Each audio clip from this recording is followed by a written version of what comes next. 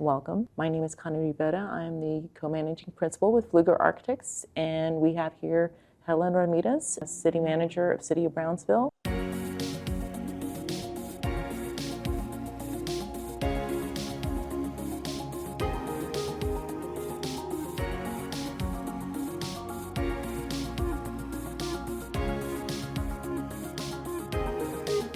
I'm originally from Los Angeles, California, but my family has a long history of living in El Paso. In fact, my grandmother just turned 100 years old last June. Congratulations. And she was born in El Paso. So I have this long history of traveling from Los Angeles to El Paso, through Chihuahua, Durango. So I'm first generation Mexican American.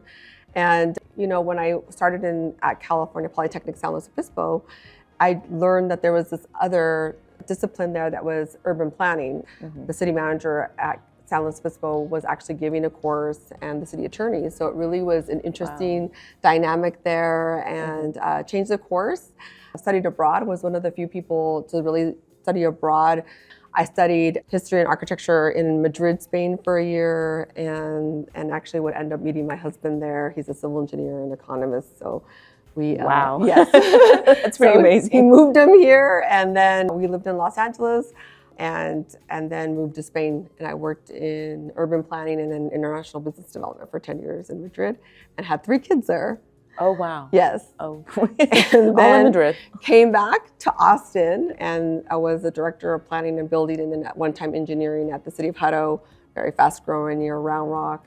And then from there was recruited to be deputy city manager for the City of Brownsville under Noel Bernal, the former city manager, and then competed against 30 candidates for the city management position, and was given the city management position. And you won it. I won that position, and it's been a year, and so I'm on my second year of my first year city manager. Well, congratulations. So Thank you. That's awesome. Mm-hmm. So imagine going through this long journey through this, you've come and met up with some challenges. What are some of the biggest challenges you faced and how you approached them?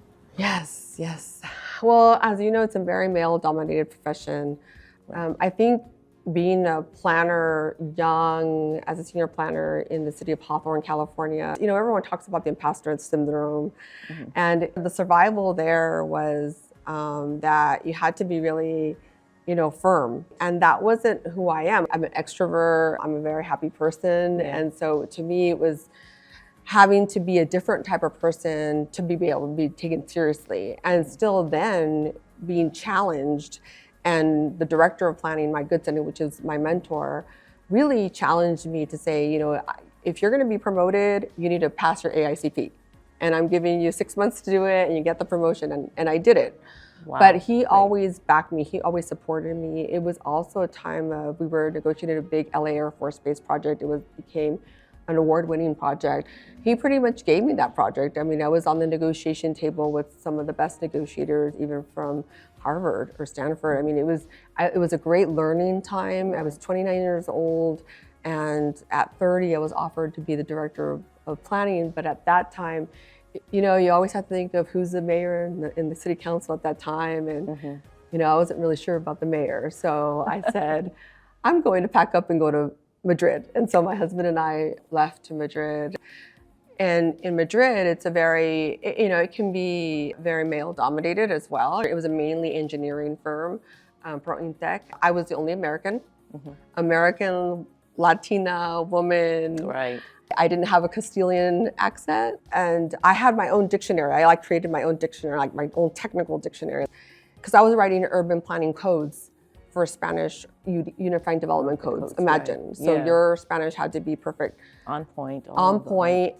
But I prepared myself. I'm going to backtrack a little bit, because I talk a lot about, in our Mexican culture, we have what they call quinceañeras. But when I was 15, I didn't want to have a quinceañera. I told my father to use the money and take me to Europe, because I had been studying European history, and I wanted to know that other world that I was learning. Right. That at 14, that really changed my life. At 14, I knew I was going to go back to Madrid at some time in my career. Right. Wow, I did it in college, and I even studied Spanish literature to be able to speak the language at a high level. I didn't know I was going to be surrounded by authors of books, and I was like the worst person in the Well, class. it's sort of prepared you. So yeah, it's amazing how those little sort of steps in the beginning really plant your trajectory outwards. Yes. So, I mean, I think it's, you have to have this confidence and resilience, right? My husband was very supportive. And my pact with my husband was, if I don't find a job in my profession that I love, then we're going to return to the United States. Right. I experienced the best and the worst. I experienced 3 restructurings of a company. So I saw a lot of people laid off. It was the great time in the economy in Europe, in 2000, 4, 5 through 7, then 2008, 9, 10, the bubble burst, right? And so all of a sudden the American, who no one really thought about, was like, oh, you need to go into international business development because you're the best person that speaks English and you can help us get more international contracts. That's incredible. Wow, that's great. So there's a number of things that I'm like threads that I'm pulling from here. And so I want to kind of pick up on the leadership one and influence. And so based on your experience, what do you think defines a leader, and what are some of the qualities that looks like? A big part of it is mentorship. In Brownsville, I have about 1,200 employees. Wow, that's a big force. Yes. Right, and so I think being able to bring women and everybody at the table, I think what I see, especially it's a very Latino community, is that sometimes the women are shy or apologetic or what have you and lack the confidence. So to me, a big part of what I do is sit at the table. You may not be the subject matter expert, but I think it's important that you participate and you hear the conversation and you learn. A lot of what I learned wasn't necessarily leading the meeting, was just being at the table and listening to the negotiation. That's how I learned negotiation. Right. So much of it is treating people right. We have 4 values in Brownsville. It's communication, participation, innovation, and trust. And really, we've created just all kinds of leadership programs that are specialized, from our police department to our fire department to our frontline maintenance workers, our bus drivers. I was hired in Brownsville as the deputy city manager in 2019. Right. And at one time, I had 2 positions. I was the CEO and executive director of the Greater Brownsville Centers Corporation, at the same time as being deputy city manager, because there was a transition period. Yes.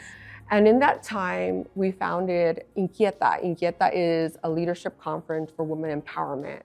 And so what we do is we have panel of businesswomen. Dr. Gowan, which is one of our council members, she was talking about when she was up and coming as a doctor, and they didn't have at that time a separate kind of lounge or changing lounge for women. Oh, wow. You have to share it with male doctors. So those are the stories, the real stories of that we need to share. So we're on the 30th year of the conference. So that's one of the things I'm very proud of, because even though I'm no longer the CEO, that continues. That is the true mark of success, is when programs continue long after you've left. Correct. So describe a defining moment in your career, and why was it significant? Sometimes you just do. You work, I execute a lot. I think that's what I'm known for.